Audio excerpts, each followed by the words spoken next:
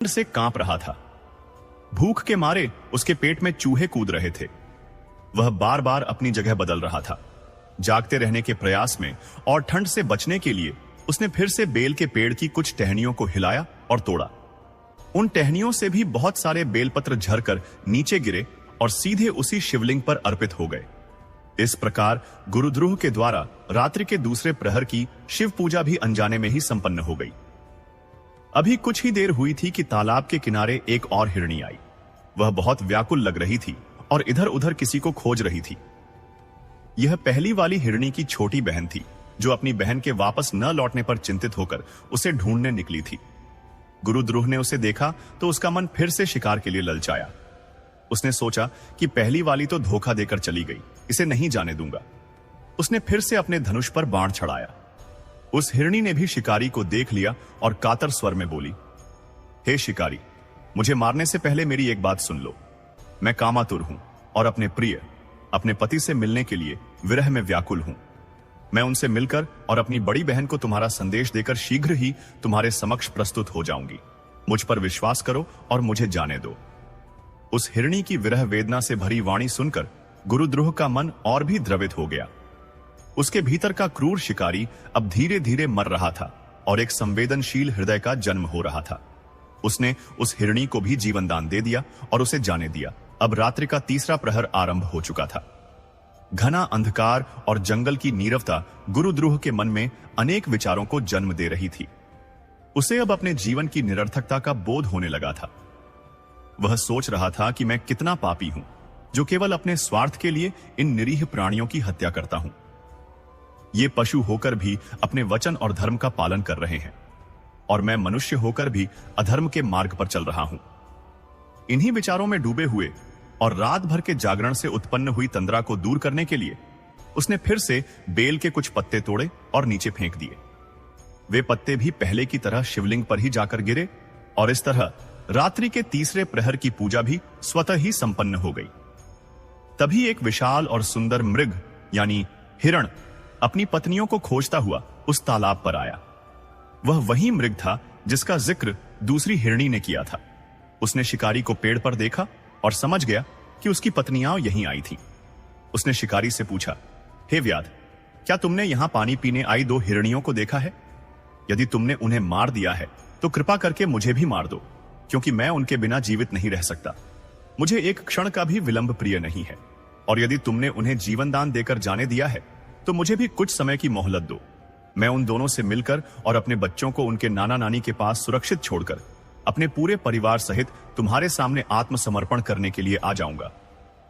उस मृग के धर्मयुक्त और प्रेमपूर्ण वचन सुनकर गुरुद्रोह के आश्चर्य का ठिकाना न रहा। उसका हृदय पूरी तरह से परिवर्तित हो चुका था। उसके भीतर की सारी क्रूरता, सारा पाप बोध आंसुओं के रूप में उसकी आंखों से बह निकला। वह सोचने लगा कि धन्य है इन पशुओं का जीवन, जो अपने वचन के लिए प्राण तक देने को तैयार है, और एक मैं हूं जो केवल अधर्म और पाप में लिप्त रहा। गुरुद्रोह ने उस मृग को भी जाने का आश्वासन दिया। अब भोर होने वाली थी। रात्रि का चौथा और अंतिम प्रहर चल रहा था। गुरुद्रोह अब शिकारी नहीं रह गया था। उसका हृदय निर्मल हो चुका था। वह बस उन हिरणों के परिवार की प्रतीक्षा कर रहा था। सुबह की पहली किरण फूटने से पहले उसने देखा कि वह मृग अपनी दोनों पत्नियों और छोटे छोटे बच्चों के साथ उसके सामने आकर खड़ा हो गया है। वे सब अपनी मृत्यु के लिए प्रस्तुत थे। मृगराज ने कहा, हे व्याध, हम अपने वचन के अनुसार लौट आए हैं। अब तुम हम सबका वध करके अपनी और अपने परिवार की भूख मिटाओ और साहूकार का कर्ज भी चुका दो। विलंब मत करो। उस निरीह पशु परिवार के ऐसे सत्य, धर्म, प्रेम और त्याग को देखकर गुरुद्रोह का हृदय ग्लानि से भर गया। वह अपने किए गए पापों का स्मरण करके फूट फूट कर रोने लगा। उसने अपना धनुष बाण दूर फेंक दिया और पेड़ से नीचे उतरकर उस मृग परिवार के सामने हाथ जोड़कर खड़ा हो गया। उसने कहा, हे श्रेष्ठ मृग, तुम पशु होकर भी धन्य हो और मैं मनुष्य होकर भी अधम हूं। मैंने जीवन भर पाप ही किए हैं। आज तुम सबने मेरी आंखें खोल दी हैं। जाओ, तुम सब स्वतंत्र हो। मैं आज से किसी भी जीव की हिंसा नहीं करूंगा। गुरुद्रोह का यह हृदय परिवर्तन, उसका अनजाने में किया गया शिवरात्रि का व्रत, पूरी रात का जागरण, शिवलिंग पर अनजाने में चढ़े बेलपत्र और अंत में उसके मन में उत्पन्न हुई करुणा और अहिंसा का भाव, यह सब देखकर देवाधिदेव महादेव अत्यंत प्रसन्न हुए। वे अब और देर न कर सके। उसी क्षण आकाश से एक दिव्य प्रकाश उतरा और एक सुंदर पुष्पक विमान उस स्थान पर आकर रुका। उस विमान से भगवान शिव के दिव्य पार्षद अपने हाथों में त्रिशूल और डमरू लिए हुए उतरे। उन्होंने गुरुद्रुह से कहा, हे निषादराज गुरुद्रुह, तुम धन्य हो। तुमने अनजाने में ही महाशिवरात्रि का व्रत करके भगवान शिव को प्रसन्न कर लिया है। तुम्हारे जन्म जन्मांतर के सभी पाप नष्ट हो चुके हैं। भगवान ने तुम्हें और इस सत्यवादी मृग परिवार को सभी को सदैव शिवलोक में बुलाने के लिए हमें भेजा है। यह कहकर शिवगणों ने गुरुद्रुह और उस संपूर्ण मृग परिवार को सम्मान सहित उस पुष्पक विमान में बिठाया और वे सभी भगवान शिव के परम धाम शिवलोक को चले गए, जहां उन्हें मोक्ष और अनंत आनंद की प्राप्ति हुई। यह कथा सुनाकर सूत जी ने शौनकादि ऋषियों से कहा, हे मुनिवरों, देखा आपने महाशिवरात्रि व्रत का प्रभाव। जब एक क्रूर शिकारी जिसने जीवन में कोई पुण्य नहीं किया, वह भी केवल अनजाने में इस व्रत को करके मोक्ष को प्राप्त हो गया, तो जो भक्त जन पूरी श्रद्धा, भक्ति और विधि विधान से इस व्रत का अनुष्ठान करेंगे, उनके पुण्य की महिमा का वर्णन भला कौन कर सकता है। अतः यह महाशिवरात्रि का व्रत समस्त व्रतों में सर्वश्रेष्ठ है और शिव को परम प्रिय है। यह कथा सुनकर सभी ऋषि मुनि धन्य हो गए और उन्होंने भगवान शिव की जय जयकार की। अब हम भगवान शिव के अवतारों की कथा की ओर बढ़ते हैं। शिव पुराण की शतरुद्र संहिता में भगवान शिव के अनेक अवतारों का वर्णन है। यूं तो शिव अजन्मा और अनंत हैं, किंतु धर्म की स्थापना और भक्तों के कल्याण के लिए वे समय समय पर विभिन्न रूपों में अवतरित हुए हैं। उनके सबसे प्रमुख और रौद्र अवतारों में से एक है वीरभद्र अवतार। इस अवतार का प्राकट्य तब हुआ था जब माता सती ने अपने पिता दक्ष के यज्ञ में आत्मदाह कर लिया था। सती की मृत्यु के समाचार से क्रोधित होकर शिव ने अपनी एक जटा से वीरभद्र को उत्पन्न किया था, जिन्होंने दक्ष के यज्ञ को पूरी तरह से ध्वस्त कर दिया था और दक्ष का सिर काट दिया था। वीरभद्र अवतार शिव के उस क्रोध का प्रतीक है जो धर्म और सम्मान की रक्षा के लिए आवश्यक है। परमपिता परमात्मा, जो अनादि और अनंत हैं, जिनकी कोई निश्चित आकृति नहीं है, वे ही इस चराचर जगत के मूल कारण हैं। जब ब्रह्मांड में कुछ भी नहीं था, केवल एक गहन अंधकार और शून्य व्याप्त था, तब उस परम तत्व की इच्छा से ही सृष्टि का प्रादुर्भाव हुआ। उन्हीं परमेश्वर को हम विभिन्न नामों से जानते हैं, जिनमें शिव एक प्रमुख नाम है। शिव का अर्थ है कल्याणकारी। वे जितने भोले और कृपालु हैं, उतने ही प्रचंड और संहारक भी हैं। उनका एक स्वरूप भोला भंडारी है, जो एक लोटा जल से प्रसन्न हो जाते हैं, तो दूसरा स्वरूप रुद्र का है, जिनके क्रोध से तीनों लोक कांप उठते हैं। आज हम आपको भगवान शिव के उसी रुद्र अवतार की संपूर्ण गाथा सुनाएंगे। यह कथा सृष्टि के आरंभिक काल की है। जब भगवान नारायण अपनी योग निद्रा में लीन थे, तब उनकी नाभि से एक दिव्य कमल उत्पन्न हुआ। उस कमल पर चतुर्मुख ब्रह्मा जी प्रकट हुए। ब्रह्मा जी को सृष्टि की रचना का कार्य सौंपा गया था। जब उन्होंने अपनी चारों दिशाओं में देखा, तो उन्हें जल के अतिरिक्त कुछ भी दिखाई नहीं दिया। वे इस बात से चिंतित हो गए कि सृष्टि की रचना का यह महान कार्य वे अकेले कैसे संपन्न करेंगे।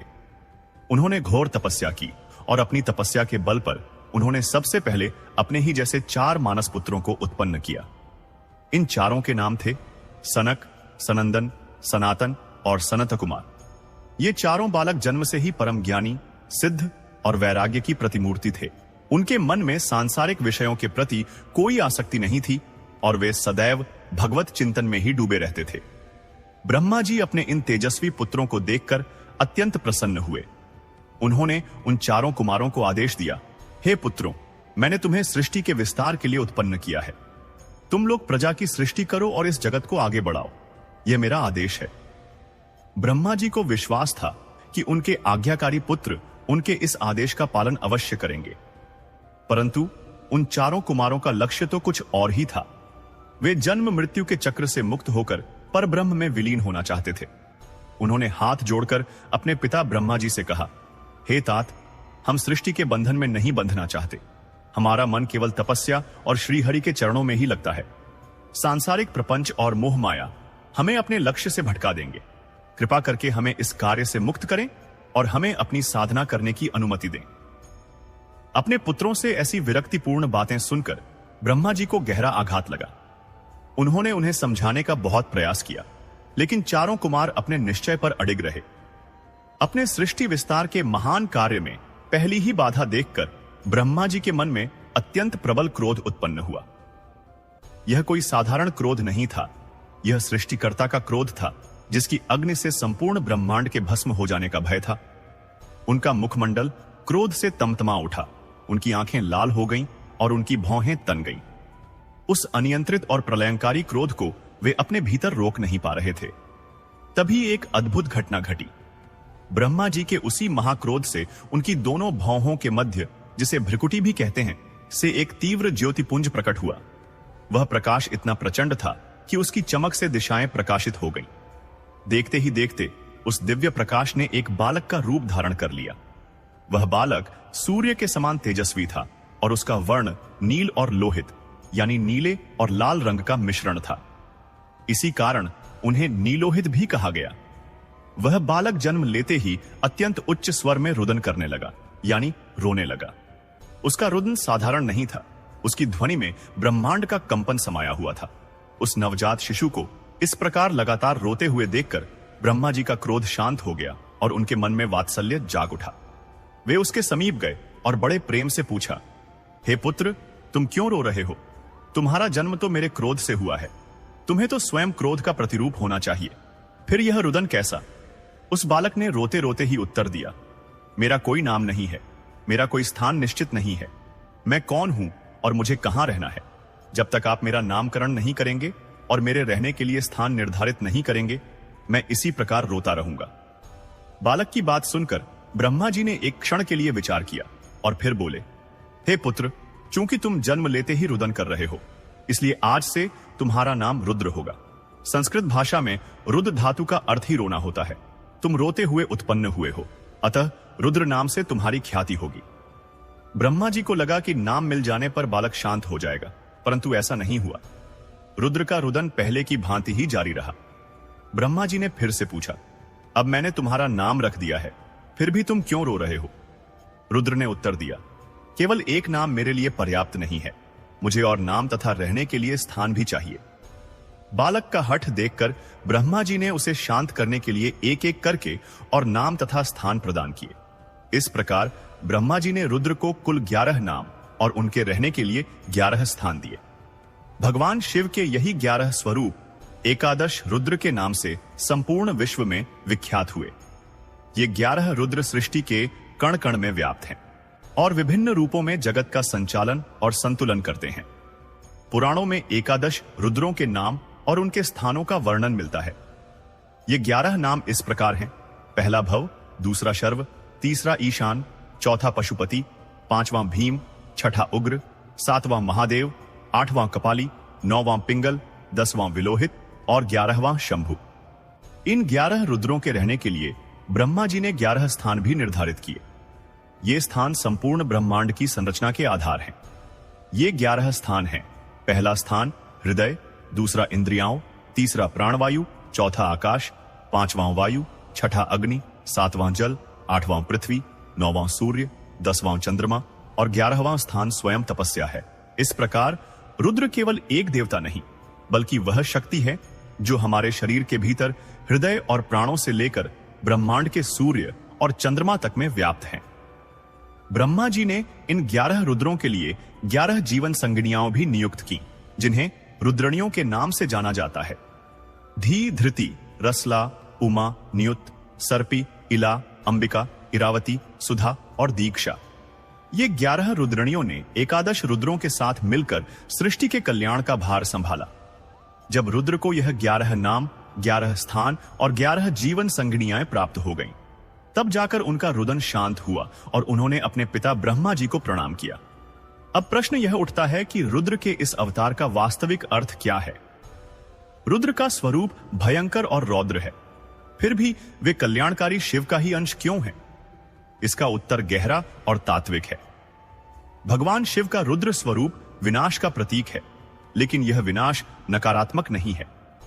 यह शुद्धि और नवनिर्माण के लिए किया गया विनाश है। जब सृष्टि में अधर्म, अज्ञान, अहंकार और पाप बढ़ जाता है, तो संतुलन स्थापित करने के लिए एक ऐसी शक्ति की आवश्यकता होती है जो इन सभी नकारात्मक तत्वों का निर्ममता से नाश कर सके। रुद्र वही प्रलयंकारी शक्ति है जिस प्रकार एक किसान अच्छी फसल उगाने के लिए पहले खेत से खरपतवार को उखाड़ फेंकता है, जिस प्रकार एक स्वर्णकार सोने को शुद्ध करने के लिए उसे प्रचंड अग्नि में तपाता है, ठीक उसी प्रकार भगवान रुद्र सृष्टि से अशुद्धियों को मिटाने के लिए अपने रौद्र रूप में प्रकट होते हैं। उनका क्रोध सृजनात्मक है। वह पुरानी सड़ी गली व्यवस्थाओं को ध्वस्त करता है ताकि एक नई स्वस्थ और सात्विक व्यवस्था का जन्म हो सके। इसलिए संहारक होते हुए भी रुद्र परम मंगलकारी हैं। रुद्र का एक और महत्वपूर्ण स्वरूप प्रकृति की अनियंत्रित शक्तियों के अधिपति के रूप में है। वेदों में रुद्र को तूफानों, आंधियों और झंझावातों का देवता कहा गया है। जब प्रकृति अपना रौद्र रूप दिखाती है तो वह वास्तव में रुद्र की ही शक्ति का एक अंश होता है। वे प्रकृति के उस संतुलन के रक्षक हैं जो जीवन के लिए आवश्यक है। रुद्र का स्वरूप भक्तों के लिए परम कृपालु भी है। यद्यपि उनका नाम और रूप भय उत्पन्न करता है, परंतु जो भक्त सच्ची श्रद्धा से उनकी उपासना करता है उसके लिए वे सबसे बड़े रक्षक बन जाते हैं। श्री रुद्रम, जो यजुर्वेद का एक प्रसिद्ध अध्याय है, उसमें रुद्र के भयंकर और शांत दोनों ही स्वरूपों की स्तुति की गई है। भक्त उनसे प्रार्थना करता है कि हे रुद्र, आप अपना जो मंगलकारी और शांत स्वरूप है उसी से हमारी रक्षा करें और अपने विनाशकारी बाणों को हमसे दूर रखें। रुद्राभिषेक, जो भगवान शिव की सबसे प्रिय पूजा विधियों में से एक है, वह वास्तव में भगवान रुद्र को ही समर्पित है। माना जाता है कि रुद्र का अभिषेक करने से वे शीघ्र प्रसन्न होते हैं और व्यक्ति के समस्त पाप, ताप, रोग और भय को नष्ट कर देते हैं। रुद्र की कथा हमें यह भी सिखाती है कि क्रोध भी एक शक्ति है। यदि क्रोध अनियंत्रित हो, जैसा कि ब्रह्मा जी का था, तो वह केवल बेचैनी और समस्या उत्पन्न करता है। लेकिन जब उसी क्रोध को एक दिशा और एक उद्देश्य दे दिया जाता है तो वह रुद्र जैसी सृजनात्मक और शुद्ध करने वाली शक्ति बन जाता है। रुद्र का अवतार हमें अपने भीतर की नकारात्मक ऊर्जा को सकारात्मक दिशा में मोड़ने की प्रेरणा देता है। एकादश रुद्रों की अवधारणा यह भी दर्शाती है कि शिव की शक्ति एक नहीं बल्कि अनेक रूपों में अभिव्यक्त होती है। वे हमारे हृदय में बैठकर हमें प्रेरणा देते हैं। वे प्राणवायु बनकर हमें जीवन देते हैं। वे सूर्य बनकर हमें ऊर्जा देते हैं और वे ही तपस्या बनकर हमें मुक्ति का मार्ग दिखाते हैं। संसार में ऐसा कोई स्थान नहीं है जहां रुद्र की उपस्थिति न हो। एक अन्य कथा के अनुसार जब देवों और असुरों ने मिलकर समुद्र मंथन किया तो उससे हलाहल नामक अत्यंत भयानक विष निकला। उस विष की ज्वाला से संपूर्ण सृष्टि जलने लगी। तब सभी देवताओं ने भगवान शिव से प्रार्थना की। लोक कल्याण के लिए भगवान शिव ने उस विष को अपने कंठ में धारण कर लिया। विष के प्रभाव से उनका कंठ नीला पड़ गया और वे नीलकंठ कहलाए। यह भी शिव के रुद्र स्वरूप की करुणा का ही एक उदाहरण है। जो देवता संहारक है वही संसार को बचाने के लिए सबसे बड़ा विष भी पी सकता है। समय समय पर धर्म की स्थापना और अधर्म के नाश के लिए रुद्र ने विभिन्न अंशों में अवतार लिया है। माना जाता है कि महापराक्रमी हनुमान जी भी भगवान शिव के 11वें रुद्र के ही अवतार हैं। उन्होंने श्री राम की सेवा करने और धर्म की विजय सुनिश्चित करने के लिए इस पृथ्वी पर जन्म लिया। इसी प्रकार द्वापर युग में भगवान कृष्ण के उपदेशों से प्रेरित होकर जब अश्वत्थामा ने पांडवों के शिविर में संहार किया था तो उसके पीछे भी रुद्र की ही शक्ति विद्यमान थी। अंततः भगवान रुद्र की कहानी केवल एक पौराणिक आख्यान नहीं है। यह जीवन और ब्रह्मांड के एक शाश्वत सत्य का प्रतीक है। यह हमें सिखाती है कि जीवन में सृजन और विनाश एक ही सिक्के के दो पहलू हैं। जो पुराना है उसे जाना ही होगा ताकि नए का आगमन हो सके। रुद्र वह दिव्य शक्ति है जो इस परिवर्तन के चक्र को गति देते हैं। वे महाकाल हैं जो समय के प्रवाह के स्वामी हैं। वे पशुपति हैं जो सभी जीवों के रक्षक हैं और वे ही महादेव हैं जो सभी देवताओं में श्रेष्ठ हैं। रुद्र का चरित्र हमें भयभीत करने के लिए नहीं बल्कि हमें यह याद दिलाने के लिए है कि अनुशासन, शुद्ध और परिवर्तन जीवन के लिए परम आवश्यक हैं। वे हमें अहंकार और अज्ञान को त्याग कर सत्य और धर्म के मार्ग पर चलने की प्रेरणा देते हैं। जो भी व्यक्ति श्रद्धापूर्वक भगवान रुद्र का स्मरण करता है वह जीवन के हर तूफान और हर कठिनाई से पार पाने की शक्ति प्राप्त करता है। वे भक्तों के आंसुओं को पोंछते हैं और उनके जीवन में कल्याण का संचार करते हैं। यही है भगवान शिव के रुद्र अवतार की महिमा और यही है उनकी संपूर्ण गाथा। हर हर महादेव। भगवान शिव का एक और महत्वपूर्ण अवतार है शरभ अवतार। यह अवतार उन्होंने भगवान विष्णु के नृसिंह अवतार के क्रोध को शांत करने के लिए लिया था। जब भगवान विष्णु ने हिरण्यकश्यपु का वध करने के लिए नृसिंह का रूप धारण किया तो वध के बाद भी उनका क्रोध शांत नहीं हो रहा था। उनके क्रोध से सृष्टि में भय व्याप्त हो गया। तब देवताओं की प्रार्थना पर भगवान शिव ने शरभ का रूप धारण किया, जो एक 8 पैरों वाला सिंह और पक्षी का मिश्रित अत्यंत शक्तिशाली प्राणी था।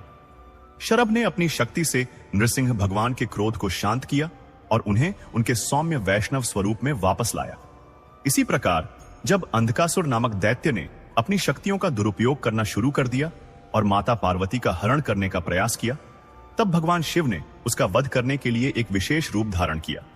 शिव के 11 रुद्र अवतारों का भी विशेष महत्व है, जिनमें से 11वें रुद्र ही त्रेता युग में भगवान राम की सहायता करने के लिए हनुमान जी के रूप में अवतरित हुए। हनुमान जी को भगवान शिव का ही अंश माना जाता है और उनकी भक्ति, बल और बुद्धि अतुलनीय है। वे चिरंजीवी हैं और आज भी पृथ्वी पर भक्तों की रक्षा के लिए विद्यमान हैं।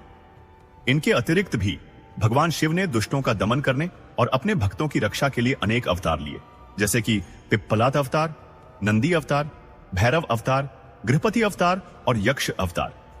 उनका प्रत्येक अवतार एक विशेष उद्देश्य के साथ हुआ और संसार को एक महत्वपूर्ण संदेश दे गया। यह कथाएं हमें बताती हैं कि भगवान शिव केवल कैलाश पर ध्यान में लीन रहने वाले एक वैरागी ही नहीं है, बल्कि वे एक सक्रिय ईश्वर हैं जो सृष्टि के संतुलन और धर्म की रक्षा के लिए सदैव तत्पर रहते हैं। वे कभी सौम्य, कभी रौद्र, कभी भक्तवत्सल तो कभी दुष्टों के संहारक के रूप में प्रकट होते हैं। उनका ज्योतिर्लिंग स्वरूप हमें उनकी सर्वव्यापकता का बोध कराता है, तो उनके विभिन्न अवतार हमें उनके लीला पुरुषोत्तम होने का प्रमाण देते हैं। शिव को समझना वास्तव में संपूर्ण ब्रह्मांड के रहस्य को समझने के समान है।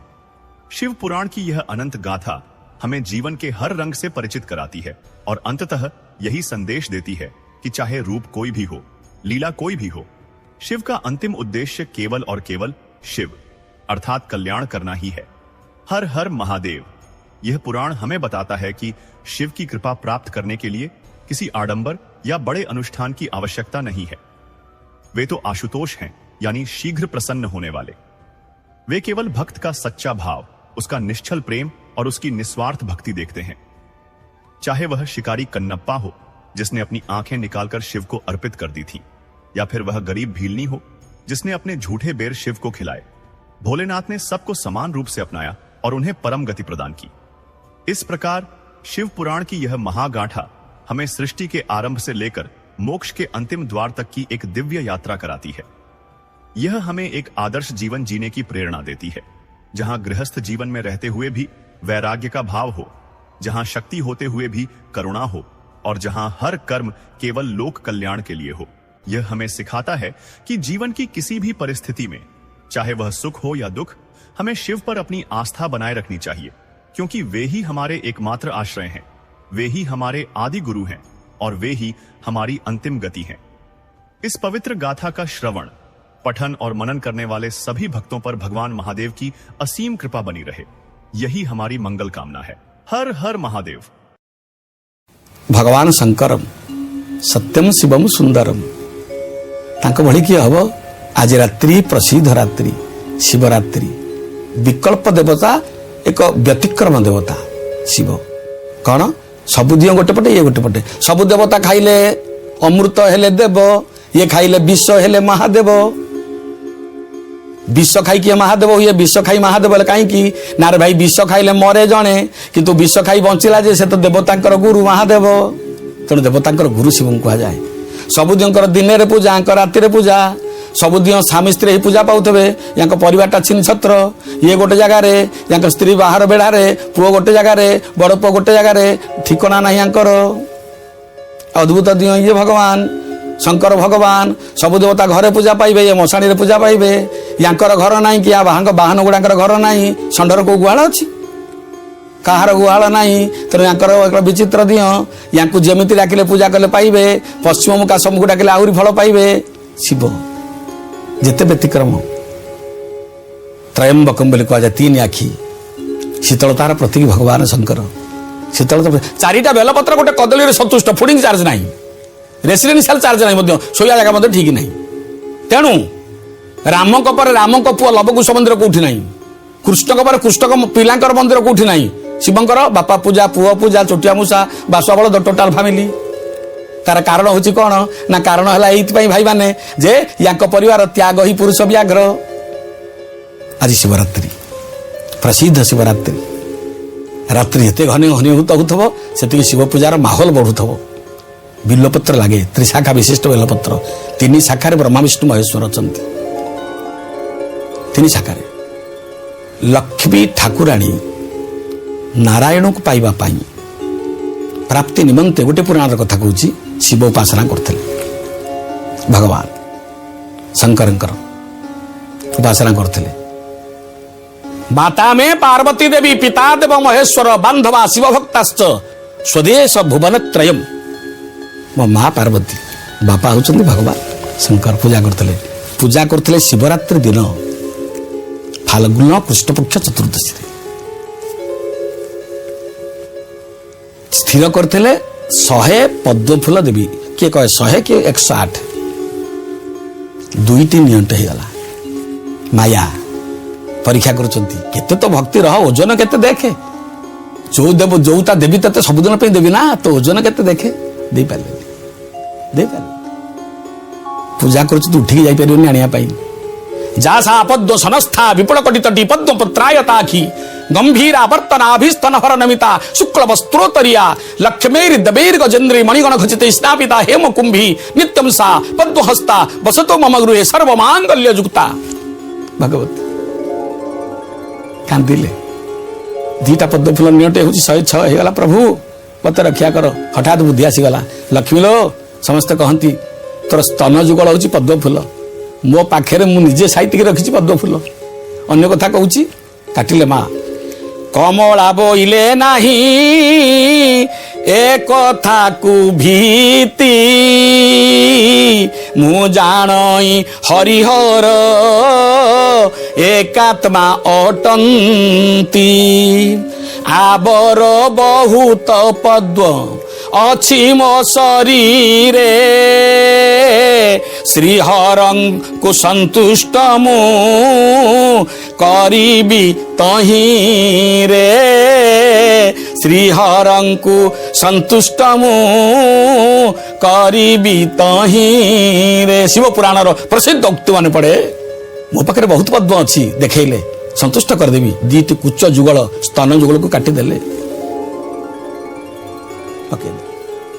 ଲାଗିଲା ଯୋଉ ଜାଗାରେ କଟାଗଲା ପଡ଼ିଲା, ସେଇଥିରୁ ଉଠିଲା ବିଲ୍ୱପତ୍ର।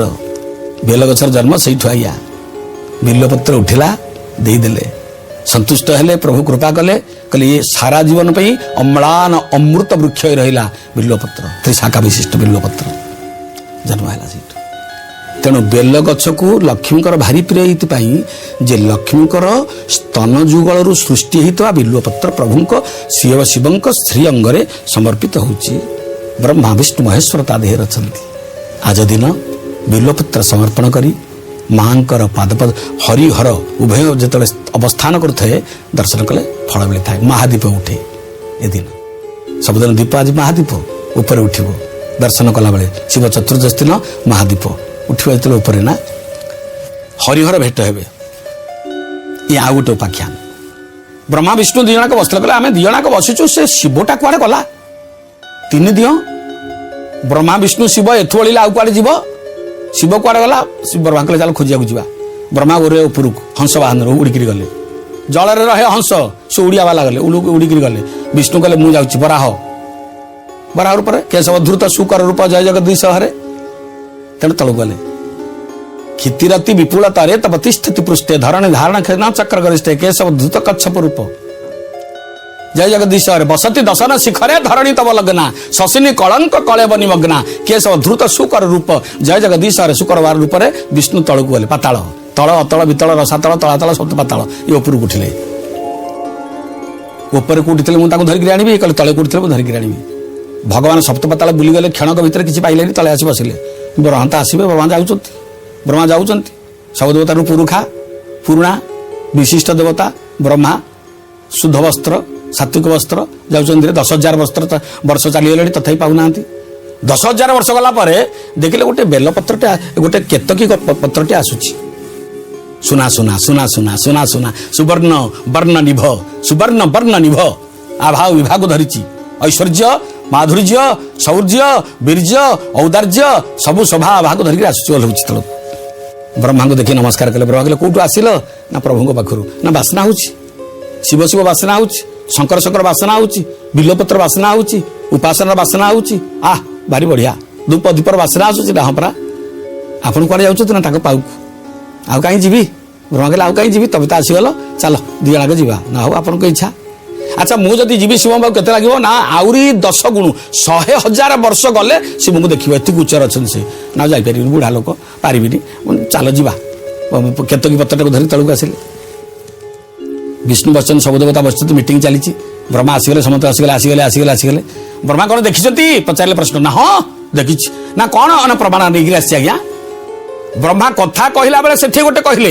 एठी गोटे उल्टाई देले कथा मुंडा नहीं आसी आज्ञा केतकी विष्णुकर सन्देह है गला ये ब्रह्मा कौन सतरे जाइए मिछ कहला आईटी ये बुढ़ा मिछ कौच आज मु पारिली पाईगला आखि बुझे भगवान कहला अच्छा प्रमाण स्वरूप केतकी ना प्रभु ना मत जानिच ना प्रभु आपन को किए न जाने मु जानिबा बड़ कथा मो सौभाग्य ब्रह्माणी मत भल करदेले मु आपन को दर्शन कली ना आम आगे समस्त आगे सत कुह सत्यम वद धर्मम चर आचरण ठीक रख ना कहूनाती कौन ना तमें ये कौन शिव को पाकु जाइथिले ना ना ना आउ ताले कौन शिव तुमको आनिचती ना ना ना ताले देखा देखि केमितले ना मु ओल्हौतिली तळकु से मते देखिले नेइकिरि आसिले एपर्यंत मध्य कथा कहि नांती कहउचती मु नेइकिरि आसीची एवं शिव को देखिकिरि आसीची मु जानि नथिली ब्रह्मा होचंती सबुठो नंबर 1 देवता सत्य कहंती मिछ कहंतीनी एटी सत्य चले एटी मिचर कारबार नहीं एटी दुकान रे मिथ्या मिले नहीं आउ सब मिलियो सिना गुटुका भलिया मिछटा को मिलुचे एटी आमे जानि नथुलु ये मिछ कारबार ब्रह्मा करचती रागी गले ब्रह्मा कहले चंडाल समस्त आगे मते फुंगुड़ा कर देलु तू कौन भाबिलु तू कहले पहिला बेले गोटे तोर बाड़बता रहउनी किछि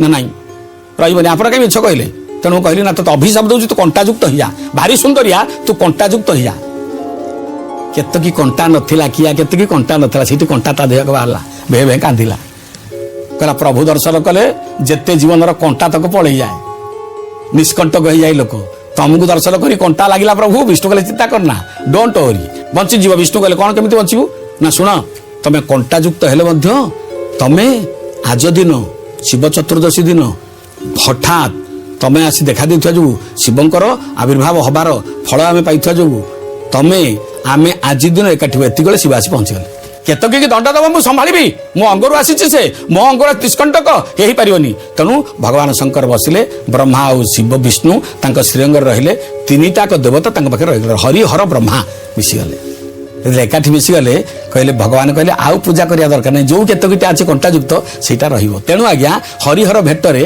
केतकी संस्पर्श आसीगले प्रभुकर भगवान ब्रह्मा विष्णु महेश्वर एकत्रित भाव में आपणक भितर समस्त असफल कार्य को सफल करथांती अज्ञान कृत ज्ञान कृत बाप नाश करते शिवरात्रि व्रत महिमा भगवान को प्रहर भोग नैवेद्य होथुव एवं पुरी रे आमर भगवान पाखे भोगर तो पटांतर नहीं अनेक लोकर भिड़ धूप दीप देवे दीप देले अंधकार आलोक को आसवाई जो दीप सबुदिन दीप ये आज दीप हूँ महादीप महादीप उठिले जो व्रतार्थी मैंने था शिव पूजन करथांती से जीवन समस्त कल्याण प्राप्ति होता जेहेतु भगवान शिवंकर आज बाहर बुलवार लीला बाहर बुलूता सबुदिन घरे थी जो यात्रा आज दिन भगवान विमुख बा विमना होते ना जे जहाँ मागिबे ता दियंती पुत्रार्थी पुत्र पाए अर्थार्थी अर्थ पाए और चौर्यवृत्ति द्वारा जदि कहार घर कौन पड़ जाइए देवे रोगार्थी जो रोगी सदाबले पातकयुक्त थी रोगी से मत मुक्त हुए आज दिन पटांतर नहीं वर्षक थरे ये शिवरात्रि चतुर्दशी व्रत शिवरात्रि भगवान शंकर को आसतु एकाठी पाद तले प्रणाम करिया भगवान जगत को अमृत दृष्टि चाहिए शिव